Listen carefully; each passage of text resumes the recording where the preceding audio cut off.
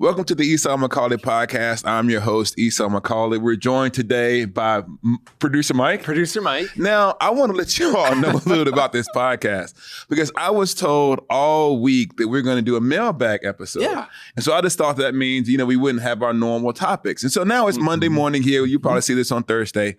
I get an email or a text from Mike saying, here are some potential topics for this week's podcast. I was like, well, why are we doing topics if this is supposed to be a mailbag episode? And then I realized something. Internet, the people who listen to this show, this was Mike eliminating a guest so that he would have more time to shine. This is Mike trying to make his official run for a co-host because he said it was a mailbag, but all of a sudden now he wants to do regular topics. So Mike, this is your moment. This is your opportunity to really shine. But I want people to know we don't have a guest because Mike, as the producer, booked himself as the guest. Like most of your stories, half of that is true and half of it is completely wrong. What did I miss out? No, we were going to do a mailbag episode. Mailbag, because we care about the people. That's why we're going to do a mailbag. Yeah. And the people sent in questions that weren't... Wow. Are you coming for the audience? Y'all could do a little better. A little bit better. Okay, then. So you added some topics to kind of help us out. So I gave you some options. Like if you don't have enough questions here you want to answer, here are some other things we could talk about. I apologize for that. And one of those things, Esau. One of the things. Was me trying to help you. Help me? How are you going to help me? Because I think you have a book coming out, right? I do have a book coming out. You do. And it's a children's Bible, right? Yeah, I love the kids. You love the kids. Oh, for those of you who are listening instead of watching, he just pulled out a copy of my new book, God's Colorful Kingdom.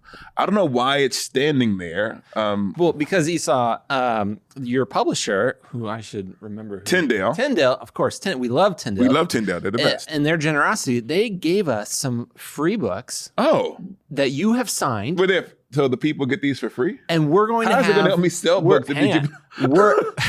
I'm glad you asked. Okay. We're going to do a giveaway. So here's how it's going to work. You have to do one of these 5 things. One of 5 things. I'm going to repeat them. Go ahead. Number 1. All right. You got to follow the podcast. Follow Holy Post Media. No. Follow the Esau Macaulay podcast wherever you're listening to podcasts. Follow the podcast. So subscribe, follow whatever it is. Follow the Esau Macaulay player. podcast. Option 1. 2, you're going to rate the podcast. Ooh, rate it. 5. Preferably 5 stars. If you rate it 1 star, you're probably not going to win. We'd prefer if you give it 5. 4 or higher is probably pretty good. Let's just say 5. 5. Let's just 5. click that. Hit the 5. Hit the 5. Okay. You can rate it. Okay. Leave a review. Ooh, a positive review. Yeah. Preferably on Apple. I know not everyone does Apple, but... Yeah, and if you can not mention Mike in the review, because a lot of the reviews are like basically let Mike cook. I was like, can I get some love in the podcast? But you can mention whoever you want, either one of us, that's fine. Maybe we'll even read some of our favorite reviews. We will read them. That's week. Definitely going to happen. All right. That's number 4. Then you're going to recommend the show to friends and family. Yes. Cousins, aunties, neighbors, just and you can buy some swag too while you're doing some stuff. And then people say, oh, where'd you get that shirt from? Yeah. Oh, I got from Holy Post, Esau Macaulay podcast. That's where you can do it. Yeah, exactly. I just added a 6th one, but go ahead. That's okay. That's okay. That's good. And then go ahead and go to the Holy Post Media YouTube channel and subscribe, follow us on there as well. Okay. So once you do all of those things. Or any of those things, preferably all of them. But yes, any of those things, go to holypost.com/Esau.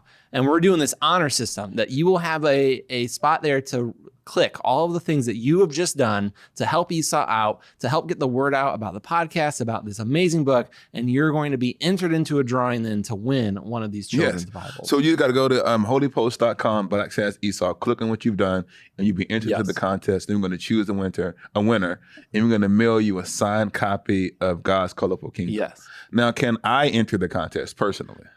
I mean, don't you already have this book? I know, but I don't have as many. This is a free one. I guess. It's literally on your computer. You just hit print. Okay, you're right. Okay. Esau, real quick though, it feels like we should talk a little bit about the Bible. Who's the Bible for? What's the target audience?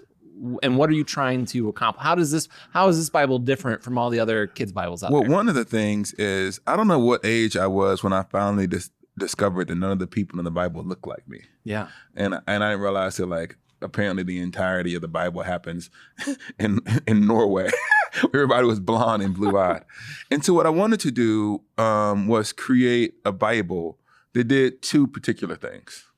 One is it told the central story of Scripture from creation, fall, redemption, like that central narrative needed to be there. But within that narrative, I wanted to show people God's desire to create a multicultural kingdom. That was always the plan from the time that he said to Abraham, through you, all the nations of the world are going to be blessed. So I wanted to have those stories that highlighted that aspect of the Jewish and Christian story in running through the Bible. And I also wanted to show all of the passages and all the places in this story where God showed his concern for the needy and the oppressed. So yes, there's the central story of, the main characters you usually see in the children's Bible. They're going to be there. But you also see a lot of stories and a lot of emphases on the God's concern for the poor and God's desire to create a multicultural kingdom. And one of the other things we did in the artwork is in some sense joyfully anachronistic. Yeah. So you just have people from every culture, every language. They're just interwoven into the story. And so I wanted the diversity of the art in the book to reflect the diversity of God's kingdom. And so I'm hoping this will be used by parents. I have this imagination or this image of people sitting with their children, reading these stories and having these children have a love for God's word from when they're young up and that stays with them as they get older. And the same thing, hopefully it goes into churches. The churches can use this material too. I'm hoping that parents and grandparents and churches use this book to teach our kids to love the scripture. Now, this is not all the stories in the Bible, it's just a selection of them. And they're kind of retold in a way that adds interpretation, a little bit of humor. It's kind of Holy Posty when it's kind of, there's a certain amount of kind of joyfulness that permeates some of the story. It's kind of like a commentary for kids. Yeah. Like it, and I have loved it. Our 7-year-old, he asked me to read this every night. There we go. Is loving it. So highly recommend. It's a great book. And make sure to do one of these 5 things and you could win one. So this is your moment. My moment. This is your moment to really show that you can handle being half the episode. We're going to launch the episode with Mike's Corner. So you get to go first, Mike. What do you have for us today? All right. David French wrote an article recently, Trump's domestic deployments are dangerous for the military. Oh, okay. So I don't know if you've seen in the news that Trump has sent the National Guard to LA and now to DC. And is so there's active military members who are patrolling the streets. Yes. And David French says a lot of people are concerned about this because of the threat to democracy, American democracy. Yeah. Totally valid. There's concern there. But his take on it is that he's actually concerned for the impact this might have on the military itself. And he gave 4 reasons here that he risks military cohesion and morale. Yes. So I can say something about that. You may not know, but my wife spent 7 years in active duty in the United States Navy as a pediatrician, and she's been on the reserves ever since. And I don't know what people's stereotype of the military is, but one of the things that people don't understand that it's politically diverse. Yeah. That obviously the military, not obviously, it's the case the military leans a little bit right. But you have Democrats, Republicans, independents, they're all in the military. And one of the things that was surprising to me, this might seem silly, is that that within the left, right, independent binary, the patriotism was often kind of the same. Yeah. So people for different reasons felt like a way to serve their country was through the military. Now, obviously, because we were with the medical corps, that might lean a little bit more left in other places. Sure. But we also had, because I was a pastor in these military areas, and you also had within the congregation enlisted people and lawyers and doctors and everything.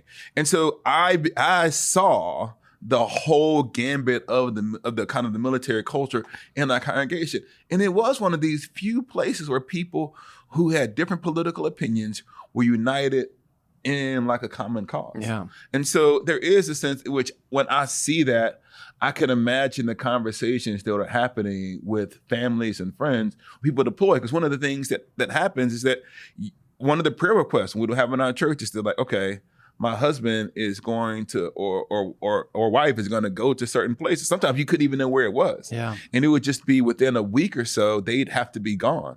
And so the idea that now these families are hearing about these kinds of deployments, because people don't take this seriously, what it costs families to lose your spouse, for a particular period of time, especially on active duty. My wife was deployed for 9 months during the pandemic. That deployment itself often causes like real trouble because the people who are being deployed to DC are like from South Carolina, isn't that correct? In other places.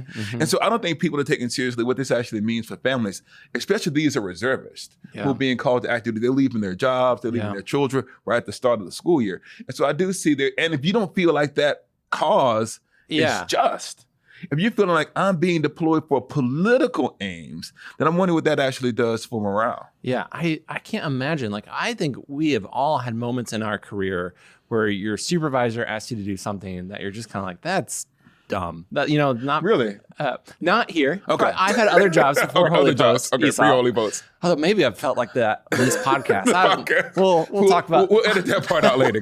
We'll leave in the sentence until you said not at Holy Post, and we'll pick up right here. Go ahead. But like the stakes are low because it's like, it's a kind of a waste of my time. Not a big deal. I still get to go home from work every day. I still get to. I'm not putting my life in danger. But with the military, if the objective is for a political reason, and you're like, I'm not only sacrificing my time away from my family, but putting my life in danger for something at the whims of one person for a political reason, it just seems ridiculous. I think that one of the things that you have to at least understand if you're going to be a part of the American military, and some of these people are non-combatants. My wife is a non-combatant. I'm functionally a pacifist, truth be told. Yeah. But just because I don't believe that we should be going to war, it doesn't mean that people who make those sacrifices aren't worthy of my respect, even my service, and that their children. And my wife takes care of the children of soldiers. The fact that, and when you see what it does to a family, it's hard for me to articulate the sympathy and the empathy and the ways in which you have to do sometimes mental gymnastics, because when you pay the real cost for seeing these deployments, you understand how seriously the idea of going to war or leaving your family actually is. Now, one of the things that I found at least interesting about this story that might even relate a little bit more to like the church directly is that by all accounts, violent crime, which is what he's supposed to be responding to in DC, is almost at an all-time low, the lowest it's ever been in 30 years. And one of the things that I found interesting about this is the fact that data doesn't seem to matter. Yeah. Now, obviously, when you say something like crime is down 30 to a 30-year low in DC, what happens is the people will then say, well, what about this particular incident? What about this particular incident? And I don't want to diminish like the crime that still happens in DC or the crime that happens anywhere in the country. But if you govern by anecdote, if you find 5 horrible stories, which you can probably find in any city in the country, if you use those stories to govern, then we've lost the ability to discern and reason. And when I'm saying that the reason that is important for the church is the church ought to be the place of discernment and wisdom, where we're able to sit back and ask ourselves, am I being told the truth? And one of the things that is really frustrating about this is that the issue of the truthfulness of the need is not seeming to be considered. The real question is, or the real issue is, the politician who I support is engaged in an activity. I'm going to find all of the data that I can, or I'm going to ignore the data that goes against it, and I'm going to use whatever I can find, if it's an anecdote, to push my agenda. It's the exact same thing that happens with immigration. Like, all the immigrants are going to kill you. And so I just feel like you have this sense that we're being manipulated by fear and governed by anecdote. And I don't think morality should be done by anecdote. I think morality should be based upon reason and principle and real discernment. Am I wrong about this? No, I don't think you're wrong. I think you're right. It reminds me, I listened to the latest season of Malcolm Gladwell's podcast, Revisionist History. Oh, really? Yeah, I'm a cultured person. Okay, you're out there just listening to stuff. I don't just listen to your podcast. Okay. I only listen to my podcast over and over again. I make the kids listen to it and we just ride around the block. We got to get those numbers up. Yeah, get the numbers up. Get the downloads going. But he did a couple episodes on this idea of fixation, and he used the George Floyd murder as an example, where he looked at the tapes, the recordings, and even just like the history of the police officers involved with that.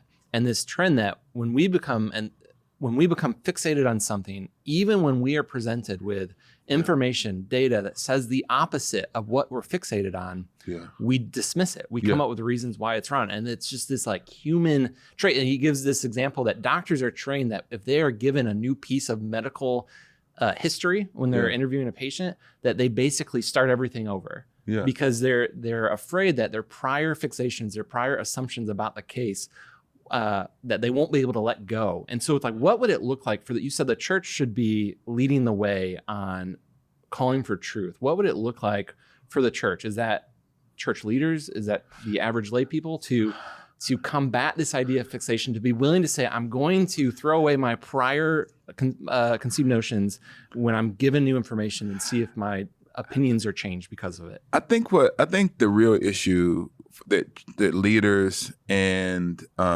even the laity need to understand, or the thing that we need to grab a hold to, is humility. And it sounds weird, but humility is probably the way I want to talk about it. Because what happens is, we want, when something happens in the news, we have whatever our priors are. Let's say, for example, I believe that police violence is a problem in America. And so whenever a police incident happens, I instinctively, might want it to be the example of the phenomenon, so that this particular case can prove my priors. And what I have to be able to do is to say every single incident that happens may not necessarily confirm my priors. It could be a case where in this action, the officer's actions were justified. And so and the problem is, we want to have an entire national conversation around a particular issue. And one of the things that I've learned is that these issues are never as neat and clean as we want it to be. It's rare that a particular story perfectly encapsulates our worldview, and so we try to bend it in that direction. And so people say, I believe that crime is a problem in America, even though the data doesn't support that. So Trump's decision to deploy the National Guard gives me a chance to argue for my priors through this case. And so what I do, I find an example of violent crime in DC. And so what I think we have to be able to do is to understand and say that the world isn't a series of anecdotes for you to prove your point. They're actually events that are happening in real time. And part of that means being able to say, in this situation, this doesn't confirm my priors. And so everything that happens in the world is not going to be the example of racism. It's like, this could have just been a person made a mistake, and the person isn't the worst racist in the world. And so I, in my own life, try to approach each issue with a certain amount of patience. And that also may mean I may not be the first to comment on something. Yeah. Because a lot of times it's like, okay, I hear this, the basic details of something. It confirms my priors, fire off the hot take tweet. And then you find out when more information comes out that you may not have been it may not be exactly what you want it to be. Yeah. And don't you think too, it could even be like, let's use the police example still, that if this made up example, it turns out that actually the police officer was justified using violence. Yeah. That also doesn't mean that systemic racism doesn't exist. See, that's what I mean. We want both sides of it. Either the pro or anti-racism, the pro or anti-police thing is being litigated through these issues where this is what I mean, why you can't govern by anecdote, but the truth of it exists apart from the particular instance. Yeah. And so what I was trying to say is that we have enough information about America to understand the problems that we face, and we don't need these paradigmatic examples to motivate our action. Can I have my show back now for a moment?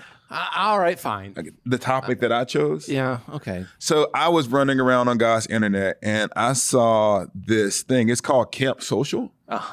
And what it is, it says, it opens up with, there's this girl, this woman, and she went to a camp, and she's kind of doing archery and all of these things. You would think that she's a kid, but she's actually an adult. And what they've created is camps for adults. You can go for 2 or 3 days. It's 2 nights, 3 days. For $800. $883. But it's being marketed specifically to say, this is your opportunity to make friends. And the basic premise of it is that when we were younger, when we were young children, even when we were in college, it was easy to make friends. But now as adults in our 20s, 30s, and 40s, it's hard to make friends. So if you want to make friends, you can go to this camp, and for $800, you get the same. You get to go to it. You get a little bunk. You get a little cabin, and they instead of a counselor, they're a concierge, and they will help you. You come up with a camp cheer, not a camp cheer, a cabin cheer, and you get to have basically the opportunity to make friends. And they said, when they first started, at one point they came as like groups, but now they said like 92% of the people who come to this camp come as individuals. So these are in the age ranges from 20 to 60. So these are people who are paying to come to a camp to make friends. Yes. And the reason that struck me is because I was like, they are absolutely, apart from whether or not I have $800 to go to a camp, they're absolutely correct that it is really hard in your 30s, even late 20s, and now 40s. I have 4 kids. It is really hard to make new friends. So maybe I'll ask you this. When was the last time you made a new friend? And go ahead, say it. Me. We're friends. You're trying to say the one you criticize on a weekly basis. You stole my car keys. All of this stuff. All of this stuff. You invited me to a Cubs game, but not really. But we're friends now. But we are friends now. But besides you, how have you in your? How old are you? I'm 35. 35. I also found out that you're 6'3" today. This is like really new. I'm learning all stuff about you. So when was the last time you made a friend? And how did you make a friend, Mike? I would say. It's a cliche answer in our church. I mean, it's like meeting new people at our church, a small group. Like most of our adult friendships that we have came from our church. Do you agree that it's hard to make friends? I totally agree. I know so many, and then I've got a question for you. I know of so many friends after college that we would touch base, after 6 months or a year, and all of us were like, "Are you making any friends?" It's so hard when you're used to living on a college campus and it was so easy to make friends. And now you're like, oh, I'm no longer living with 30 other people within, 100-foot proximity. And I see him multiple times a day informally. What was the question you want to ask me? Well, so do you think though, because it feels like that has always been true since college has become a big part of society, but it seems like this loneliness epidemic is only true within the last 20-ish years or so. So has it become harder to make friends after college? What's going on? I think there used to be more neighborliness. Where you would kind of see your neighbors more informally. And I do think that if I'm not doing something at my kid's school or at church, I just don't see human beings informally. So I do think that a lot of the social gathering places where conversations used to occur.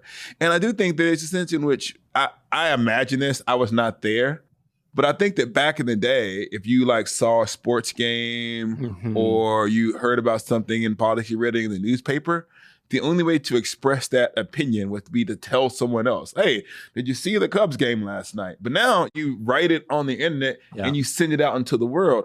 And so I think that we've kind of had our informal conversations all transferred electronically. And that now the idea of neighborliness and neighborly conversation is something that is kind of lost.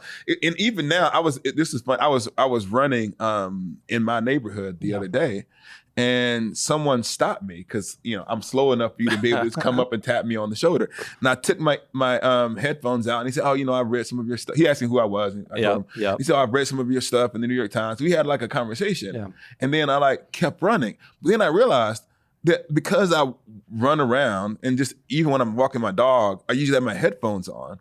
There's also the sense in which we communicate by the fact that we're always listening to something. That even when we're walking around, there's not a space for a casual conversation. I have something for you though. This one of the things I was thinking about. This thing was done. This camp was a female camp. So it was all women, and it was mostly but it was billed. It is marketed as you can make friends here. And I'm wondering if this were guys, we would. I feel like we'd have to say, "You come and get in touch with your inner man," or chop some wood, shoot some weapons. Could they actually market it as a friend event, or do you have to market it for dudes that's like, come and wrestle a bear? And then you're actually going to make friends while you're there, but that's not the leading part of the story. I wrestle with this because it is definitely the stereotype that guys wouldn't just show up to something like that to make friends. Yeah. They need an activity. I used to work for a nonprofit that offered overnight respite care to families raising kids with intellectual disabilities. And most of my role was fundraising, but part of my role was called family support, where we would create opportunities for the parents to get to know each other and to build some community, because it's very isolating to be a parent of a child with special needs. And we did these moms retreats forever, and they were very well populated, very popular. And I said, well, shouldn't we do a dad's retreat? Yeah. And I was told no one's going to show up. Yeah. Or if you do it, you got to have some sort of activity for them to do it. And I was like, I don't know, let's just try it and see. And so we got space at a camp. We got 12 dads to agree to come, which was great. We were happy with that. And then I was still told, you got to fill the agenda with activities. That's what they want. I was like, I just don't buy it. And so it was not very well programmed. And it was mostly like, relax, go take a nap, because all these dads were exhausted. And then we had an evening time where I'm like, we're just going to chat and get to know each other. And the only prompt I gave was, tell me what's going well in life right now and what's really hard in life right now. Yeah. And Esau, we talked for 4 hours. Look at this. And like guys were crying. Let us feel feelings. And so it's just like, I think it's like the stereotype that guys need an excuse. And yet I think most guys, if they are given an opportunity to like get to know other dudes and talk, they will do it and they want it. So we had this thing at my church because I wanted to start a men's group. Yeah. But I am actually not, I like sports, but I'm not like an outdoorsman. Mm-hmm. I don't like shooting stuff. I don't like hunting. I don't even like the outside. I mean, I'm going to be completely honest. I feel like God created humans in the fullness of time created air conditioning. So when I'm inside feeling the cool air blow upon me, I am like feeling the glory of God. So Amen. I said, you know what, and then I would hear about the women's brunches all of the time. And so I said, we're going to have a group at our church called Men's Group that meets at a reasonable hour. So our first event was, I said, we're not, because you're like, men's groups are always like 6 in the morning. And you're like, I said, no, we're doing Saturday at 10 a.m. And we did. We went to Eclectic Cafe, in downtown Wheaton, and we had breakfast and we just talked. Yeah. And our next event is going to be, we're going to do like not the golf thing, when you do Top Golf? Oh, yeah. Yeah, so we're just doing activities to hang out. And I do think there's a sense in which men are in need of community. This is one of the things I think the church can recognize. And this is $800 for community. Yeah. $800 for 3 days. We're just going to ignore the fact that there is a certain amount of privilege we may be able to consider doing this. But I do think that we have men and women who feel isolated. And one of the things that the church can be is a place of community where people can just literally share their lives. Prayer is important. Bible study is important, but literally having a person who cares whether or not you live or die is actually an important part of what I think the church offers. We're one of these places of unconditional acceptance where we're not just community, but community with a goal. So do you have any cheap ways, cheaper than $800 to make friends? Go to church. That's one. Go to church. Join a small group. Do you have any other ones? I would say like actually talk to your neighbors. Yes. Like because I don't know, I thought about this article a lot because there's this line in here that stuck with me. We're expected to figure out friendships without a blueprint. And I'm just like, humanity has had a blueprint for friendships for like hundreds and hundreds of years. And it was like, you get to know the people around you because how many of us, when we see like our neighbor down the street, we're like, oh, quick, go inside because I don't want to risk the awkward small talk. Or I don't, like, we are so afraid or we don't have any margins in our schedule that we need to set aside 4 days and $800 to have community when it's like, I don't know, when's the last time you invited your neighbor over to eat? Yeah, and not just hey, we should get together sometime, but what are you doing on Tuesday? Yes. Okay. You're like, you're eating dinner, I'm eating dinner. Let's eat dinner together. That sounds like it. Wait, did you just invite me? Should we eat dinner we'll do together? It. Well, after the show, we'll find a time. Yeah. So let's give the people a chance to ask us some questions. Do you have some of the questions for our mailbag? I've got some questions here. I feel like the people are going to be like, we didn't know we were supposed to submit questions. And you may not because we asked for them on Holy Post Plus. Yeah, so if you are subscribed to Holy Post Plus, then we obviously saw your questions. If you're not subscribed to Holy Post, I can never say that. If you're not subscribed to Holy Post Plus, please do so now. So we will definitely see your questions. Exactly. All right. Cody wants to know, what are your top 3 to 5 shows of all time and why? Oh, I was thinking shows or movies. And I had to break it into 2 quick lists. You can do both. You can do 2 both. quick lists, because I feel like I didn't do a very good job of, this sounds weird, my movie and television list are segregated. So I have like white shows and black shows, but I can't rank them because they touch different parts of me emotionally. So I don't know what Martin Luther King Jr. would think about this, Esau.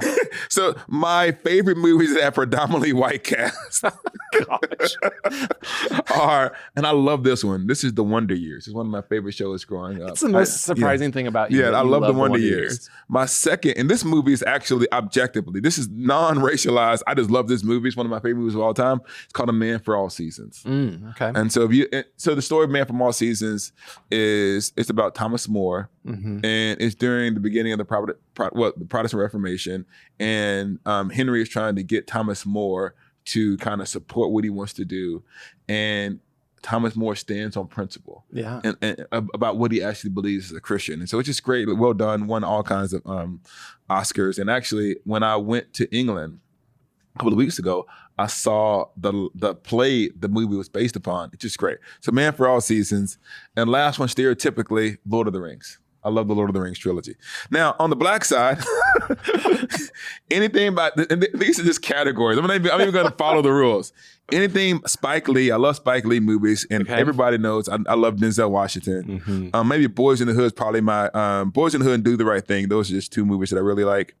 And then this is an emotionally complex one, because I was raised watching The Cosby Show, but we know what, like Bill Cosby, we find out who he was. But as a kid, I just wanted to be like the Cosbys. Yeah. And I want to be, and actually interesting, the person who plays Theo just died a few weeks ago. So The Cosby Show had a tremendous impact on me. Interrupt? Yeah, go ahead. Like, would you still watch The Cosby Show and or like introduce it to your kids, or not because of what happened with Bill Cosby? I don't know. Yeah. I haven't. Yeah. I haven't. And so that's an interesting question. And then the last one is a show called A Different World. Okay. Have you seen A Different World? See, every now, we need to have a Holy Post, Esau and Producer podcast syllabus. Yeah. Because there's certain things that all Black people know about that maybe, not just you, some of our listeners may not know. So like, if you're a Black listener, everyone knows who Different World is. So those are probably my favorites. If I had to rank them, probably A Man for All Seasons, any one of 3 or 4 Denzel Washington movies, and then The Wonder Years. Okay, that's it. That's what I got. All right, that's good. Do you want to know my favorite shows? This is my, okay, you get 1 show each. You get 1 show, 1 movie. How about 2 shows? Okay, 2 shows. Comedy and a drama. The Office, which is very... Watch maybe 5 episodes. What? No, not here for it. Esau. Let me tell you, these are the shows I've not watched. The Office, Seinfeld, Parks and Rec, what's it? The one, like it was a street name. 30 Rock? 30 Rock. Yeah, none of those. Yeah. I'm out. I'm not saying they might be good. Just haven't seen them. The Office is great. And then Friends? None. No Friends. No Friends love here. Breaking Bad? Oh, Breaking Bad counts. Okay. I was trying to be a little bit more sanctified than Breaking Bad and The Wire. Okay, that's fair. Yeah. It's just so good. But like Breaking Bad, it's a story of, it's not actually redemption. No, the consequences of sin. There we go. Okay, then why? Okay. All right. We answered that one. Next one, Andrew. I thought this question was so good. What should I do if I feel like my vocation erodes my ability to be Christ-like and show hospitality and love to everyone? Yeah. And he said in parentheses, I teach high school in a challenging urban environment, for reference. Maybe I just could relate to it. Am I challenging your faith every day? This is what I want to say. The idea, or hold on, let me say this. It could be that some people are called to the monastery. Yeah. And this may seem like a weird way into it, but we tend to think of the monastery as people who are super holy. But if you actually talk to any monks or nuns, they actually think about it as their spiritual weakness. They need to be in this kind of place to function as Christians, and they can best serve the world by being cloistered and by praying, by producing things so they didn't give away. But for everybody else, the whole point of being a Christian is being a Christian in the world. Yeah. And so part of what develops you as a Christian is being a Christian in places where it is difficult. One of the things that I often say is that you don't actually know what you believe until it's pressed, right? Yeah. It's one thing to say love your enemies until you actually have an enemy. Have you ever actually tried to pray for your enemies? Yeah. One of the hard things for me to do is that when sometimes, I know this might be shocking, people are mean to me on God's internet. What? Never. And so if someone says something like mean to me, trying to actually pray for them and mean it is an exercise in spiritual discipline. And so I want to say, if we can only be Christians in contexts where it's easy to be a Christian, then we're not growing in our faith. And so there are no contexts. I mean, one of the hardest places for me to be a Christian, it sounds weird, is at home. I have to be a Christian all of the time. It's not like I have to be a Christian for 8 hours at work. I've learned I have to have enough emotional reserve from my job to come home and treat my children well. Because you can be super holy and and put on a facade for 6 to 8 hours and then come home and then kind of like just be whoever. And so part of what it means to be a Christian is to be a Christian when you're tired, to be a Christian when you're hungry, to be a Christian when life is hard, be a Christian when like you're grumpy or when you lose your job. And so I don't think that there is a context that we should look for context where it's easy to function, because I don't think those things exist. Yeah. So, I mean, scripture says, like, if you love those who only love you, what good is that? Yeah. So I understand in certain places, one of the things I've talked about I think that we should do better as a church is ministering to people who serve in complicated places. Yeah. It's one thing to rail against the educational system. It's one thing to rail against the police force. It's one thing to rail against the military and use them as a punching bag.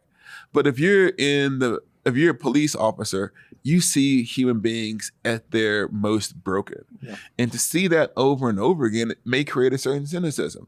If you're teaching in an urban area, you see like the impact of poverty and what it does to families and individuals. And if there isn't a place for you to actually process that frustration, and we only say, go there and be Christ, then I do think that's where people burn themselves out. And so I can understand the complexity of it, but I don't think that we should just look for places where it's easier to be a Christian. Yeah. I agree. All right, next one. What is a view that you used to hold too tightly and now you've let go of, or even think the opposite of, and why? Man, I was raised, the easiest one to say is I was raised in a Baptist non-liturgical context. Yeah. And I'm now an Anglican who thinks that word and sacrament are equally important. And there were two things that had a huge impact on me changing my mind. One of them was like I read stuff that challenged my preconceived notions. And the second one, I started like having experience with the liturgy. I can also say something like I kind of had a boomerang experience with kind of women in ministry. So I was raised in a church, we had women clergy the entire time. And they were like, it was just normal. So I just never thought of it as an issue. And then for like, and this sounds weird, for like 6 months, I met these people who really seemed to like the Bible. And they told me that like, all serious Christians, you have to be complementarian. And this is my first time ever actually in any kind of formal theological space. I just didn't I was just raised with like, I intuited all of my theology. I'd never been given a system of theological thinking. And I said, this is what serious Christians believe. And like, you need to have, here's the study Bible that you should have. I shouldn't even say the person's name, but they gave me a study Bible, a New King James study Bible. Like, this is what I mean. It was like the Christian starter kit. One of the like true blessings in my life is that period of time was relatively short. And one of the reasons that it was, and this was not even theological at the time, it was I felt people forcing me into a mold that didn't actually fit who I was. I was given an identity that I didn't actually think was intuitive for me. So I actually started to read, once again, I started to read these things for myself. Yeah. And I said, actually, like what I was raised with as a kid, that women, their gifts should be offered in the church, can be justified from scripture. And so that's something that I kind of went one way, did it for a little bit, and then I kind of came back. The other thing even related to that is to say I probably, for a long time, underestimated, this might seem like a weird thing to say, underestimated the impact of sexism. Because I remember it was back when Me Too was like first happening in the church. And I remember reading, and people remember in that time, like things were kind of flashing on the internet. You were like reading these stories, people putting them online. I remember having this thought in my head. I'm not sexist. I'm not actively sexist. And then for whatever reason, the Holy Spirit convicted me. He said, Esau, you sound like the people who said, I'm not personally racist. Yeah. And I said, oh, no. I would say this is a race issue. You can't just say I'm not personally being sexist towards someone. I need to educate myself and actually become someone who is an advocate, to actually listen to these stories and examine my biases. And then as I began to listen to the women who are around me and began to understand how these things impacted them, I got a better understanding what it's actually like to be a woman in ministry. And so I went from saying, it was normal for women to be in ministry, like, oh, this is supposed to be bad if you believe the Bible. Then I said no. And then I was just kind of passively egalitarian. Yeah. And then I began to realize why it was important for me to say these things publicly so that people can understand why and understand the impact these things had. Because sometimes women don't, sadly enough, don't always even have the platform to speak on these things. And so being not necessarily like God's gift to like egalitarianism at all, that's not what I'm saying at all. People are way more than I have, but understanding the need in certain places. And once again, it was reading and experience. Yeah. Was there a certain book or resource that really convinced you egalitarianism was the right path? Man, I read a lot of stuff by N.T. Wright, Craig Keener, Ben Witherington. Yeah. These are all New Testament scholars. And Scott McKnight. Mm-hmm. Those are like the books that those 4 authors helped me do a lot of stuff with the New Testament. And so those are the ones who I would recommend. Yeah. It would be Keener, Wright, McKnight. Who else did I say? Witherington were the people who I was reading at the time. And it sounds weird because those are all men. Yeah. Later on, I came across female scholars as well, but these are the ones who were just proximate to it. You couldn't read women scholars at the time. Oh, I could. I was never that bad. I was never that down bad. Don't put me in that box. Okay. And then real quick, because I'm just interested, there's some who would claim liturgy is boring. Yes. And so can you give us the elevator pitch for why all of us should maybe have more liturgy in our spiritual lives? I think that the chase for excitement is a false promise. That if you think about your relationship with your spouse, when you first meet one another, it's going to be great and it's going to be high. It's going to be amazing. But eventually you actually have to have a relationship that is based upon a deep knowing of the other person to persist over time. And obviously there's spikes and valleys, but the idea that every single day is supposed to be just like the first day you met is a false promise to people. And I do think there are these periods in our lives of dramatic spiritual growth. And then there's periods of our lives where church is just normal. And so the liturgy to me is a way of ever deepening your relationship with Jesus without demanding these kinds of emotional highs and lows from you. The other thing that I would say is every church has a liturgy. Every church does. Like if someone in the middle of the sermon gave the announcement, you're like, that's not where the announcements go. The announcements go here, and there's also like a rhythm to the songs. You have this song and then this song, then the reflective song to introduce you into the sermon. And then there's a song that comes out after it. So the question isn't whether or not we're going to have a liturgy. The question is whether or not we're going to have the liturgy that comes from the Second Great Awakening and the revivalism, or we're going to have the liturgy that came from like the church. Yeah. So I don't want to be like, one of the things I can say, and I want to make sure I put this together. Liturgy is not the thing that we look at. It's the thing we look through to see Jesus. Yeah. So like, it's not that you need to stare at the liturgy. The liturgy is a means of encounter. And other people have encountered Jesus in other ways. I do not believe there's a magic bullet in Christianity. Everybody should agree with me. Yeah. So like, if you are Baptist and you're growing as a Baptist, you're Pentecostal, you're growing as a Pentecostal, if you're Methodist or Presbyterian, I'm not here to tell you that you need to join like our team. I am here to say, like, this is the way that I encounter God. If you're in a church that we Protestant, can I do Bible Esau for a moment? In the Protestant Reformation, they said there's like, these are the marks of the church. When the gospel is rightly preached and the sacraments are properly administered. So if you're in a church that preaches the scriptures and that baptizes you and gives you the Lord's Supper and helps you grow in love of God and neighbor, you stay there. Yeah. That's what I would say. I like that. Your first part of your answer about not looking for the extravagant, the excitement all the time, reminds me of the friendship conversation. Because I think these summer camps are appealing because it's a chance to have these mountaintop experiences with other people Yeah. where you have good friendship. Yeah, you build it. But true friendship, you depend on each other and it can last through the mundane. And sometimes you're a weight on each other too, as you care for one another. We're just becoming best buddies right here. I think so. Yeah, we've been talking soft at the end of the podcast. This seems like a good time to ask the final question. Oh, the final question. This is a moment of vulnerability. What is it? If Esau was sick, would he let Mike lead the podcast for a week? This whole episode's been building to this question. You had the friendship thing. You've been nice to me the entire time. And then the very last question is, can Mike have his own episode? David wants to know. We will close the Esau and Macaulay podcast with this answer. No. Thank you all for listening. Please like and subscribe to the podcast on YouTube or wherever you listen on the podcast.